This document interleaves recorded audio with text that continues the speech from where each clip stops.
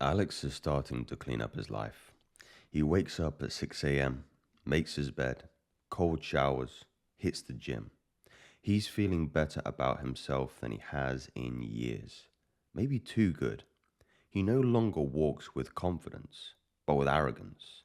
He can no longer stomach interacting with what he calls the NPCs. After all, they're all losers, he says. I know God is real because the devil is always at work. And, if you don't like those monotheistic terms, perhaps you can just see it as an energy source, right? If there is divine energy in this world, which I believe to be true, which I've personally experienced, I'm sure you've personally experienced in profound moments of prayer or meditation, then equally, you will find Satan at work in those lower negative emotions, particularly pride. I remember the first time I discovered SR. I was probably around 22 years old. And I finally put my ego aside and find out that this is the final chink in my armor. I was already going to the gym, eating well, fasting, meditating, praying, all these self-improvement habits.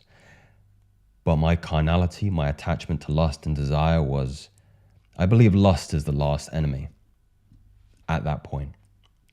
And the first time I committed with intention on a streak, it was a fairly long streak. I think it was around 3 weeks to a month.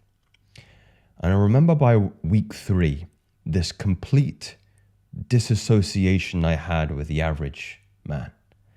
I was thinking to myself, how can I be associated with the average Kuma? That's, the phrase people, oh, he's a Kuma, right? And I remember being hit with such a profound energy of pride that I would find myself doing things just to be seen by other people.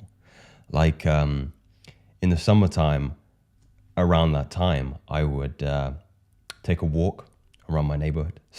A strut is probably more indicative or better descriptive of what I was actually doing. I would take a self-improvement book and I would go and sit in the park where I knew there would be attractive girls around and guys in the skateboard park. I wanted to be seen. Makes me think of that old verse in the Bible around this idea that prayer isn't really prayer if you're doing it for the pride and vanity in the presence of others. If you're doing it in public, there's far more utility because you're not doing it for God. You're not using it as a medium to build a relationship with God. You're doing it because of your vanity, because of pride, because of ego. And you separate yourselves in this way. And nothing could put yourself more within the reaches of that satanic energy than falling prey to attachment of gratification of your ego. Now it's no longer about the pleasures of the body, the carnality of the body. Now it's around the pleasure of your reputation, vanity. And that is but another sin underneath or a lower energy, as David Hawkins would describe it, which might be more commensurate to a modern worldview. So you have apathy, you have shame, you have lust, you have greed, and you have pride. And pride is such a stick in the mud because it sneaks up on you, especially when you feel you're making progress. And I remember the week after that, I relapsed bad. I relapsed really bad, and I was stuck again, back in apathy, back in lethargy. And it felt like such an insurmountable mountain to climb. But as soon as I started recognizing that this process is not for the rewards, because that is another vanity trick, that is another path into arrogance, you will always be stuck. You will always be stuck. And I believe this particular story is going to be very, very illuminating if this is a path that you keep finding yourself on. If you keep finding yourself, going and making momentum in this respect, but it feels like, again, you trip yourself up. You're your own worst energy in this regard. This next part you're going to want to hear. Back in October, this individual, Black Coffee 42, lost a streak of 396 days. I lost the streak on Friday, October the 13th. How poetic. Previous to this relapse, I had grown arrogant because of my long streak. I could feel the energy and power revitalizing my body and my spirit. I feel and saw results for years of being consistent in the gym. I was dating a beautiful and submissive woman at the time. I had a protocol for handling flatlines and still getting stuff done. I was unstoppable, or so I thought. I didn't think there was any challenge left that I couldn't handle. You've completed the game of life, right? And this is equally, I find so much semblance in this particular story because you never get there. You never get to a point. I know it may appear and marketing wise from self-improvement YouTubers, even myself, but I don't know if you're like Hamza or First Man, but that they've got everything figured out. Nothing could be further from the truth. And it is that pride that is going to be the barrier for you actually actualizing it, for you actually getting the fruits of your labor. So this individual says, that night in October, my girlfriend started hanging out with a new friend. I could immediately sense the dark energy, femme, coming off this individual. She must have sensed my perceiving her darkness because she immediately started displaying disrespectful and negging energy towards me.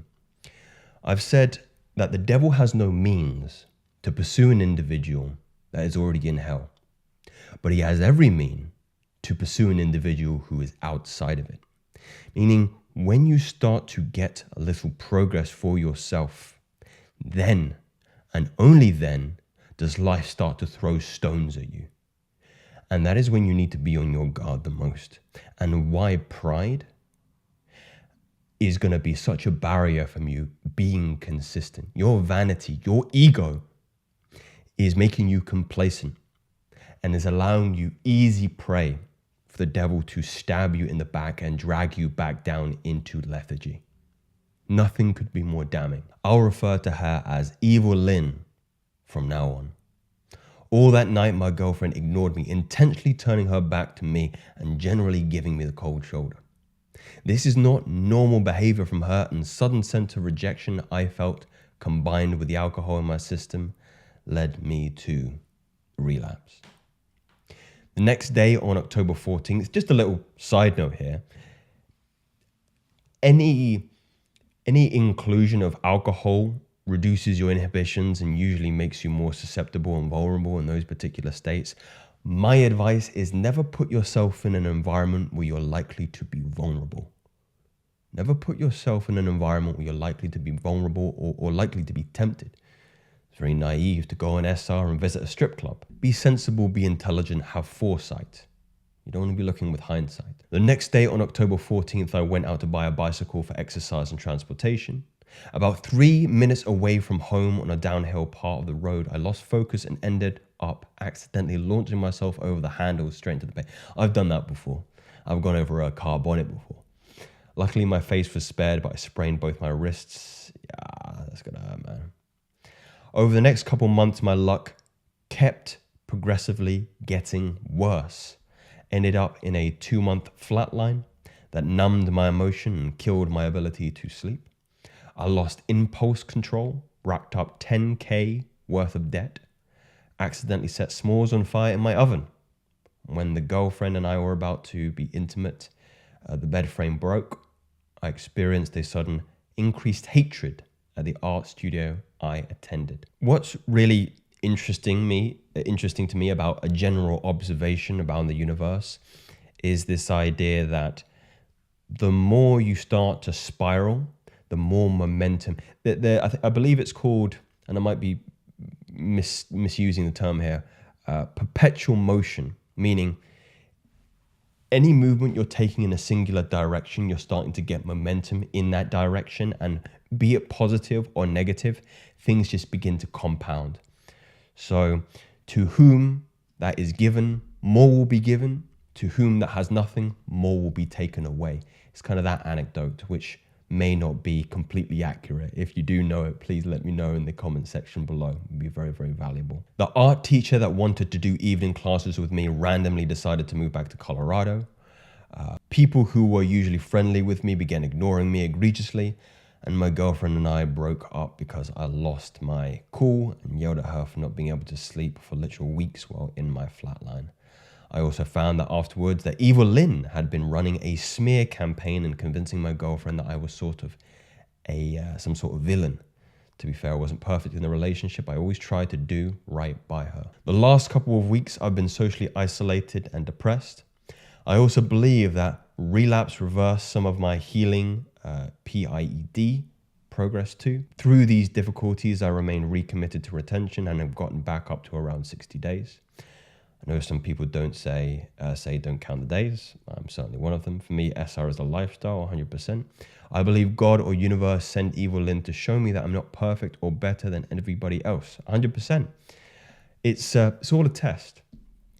And as long as you're having the human experience, you will continue to experience the trials of human nature, which will be temptation, which will be a pull back into the mental hell or the emotional hell that I believe is typically characterized by satanic or devil energy. And be grateful.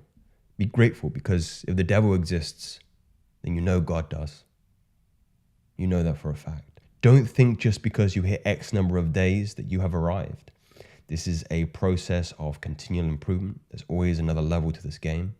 I'm sad, slightly discouraged, but nonetheless committed. Stay strong, brothers. Some really valuable comments coming up next, starting with acolytic gaming. Too much thoughts, too much self-judgment, lack of self-love and forgiveness. Whatever happens, the Most High never wants you to stop loving yourself. This is all a test of your love, of your compassion towards yourself, I fundamentally believe. I believe on a very maybe simplistic and reductionist level, everything is a battle between fear and love. If you succumb to the fear and the challenges of fundamentally life, of this 3D human experience, then you will fall prey to satanic energy. But if you can lead with love, if you can lead with compassion, and in that recognizing and being empathic towards the human experience, and that pride will come for you, but not identifying with it is going to be the key to your salvation. You will find what you need. You will find what you need. I agree. Bad luck is a part of life, but how you react to it is quite probably governed by how good you are feeling inside. When you're down and empty, bad luck can easily be the final straw. When you're high on life, it's just a bump in the road. Respective to what I was saying about momentum in one or two areas, and you need to be very, very... Things can change very, very quickly. And I know this individual has described this as being a bump on the road, but don't be naive to how quickly that bump can turn into a hole that can lead to you crashing the car off the road. Stay vigilant. The tests do not stop. You only get stronger, but the devil is equally as devious. Gentlemen, do not be naive into believing that you have won, nor that I have won, nor that anybody has won in this human experience. We can only continue to prevail in the light of the devious devil's work and press on, especially when our pride is tested. And I believe one of the fundamental axioms of that is accountability. Our accountability group has started in the Discord chat. VIP members will get access to that. So if you want to have a look, check it out. We've got 100 members in there already. It's wonderful. Sunday live calls, free books, free content. I couldn't be more appreciative of the individuals in there. I would love to have you join us and share your experiences. These aren't theories, they're facts. Speak soon.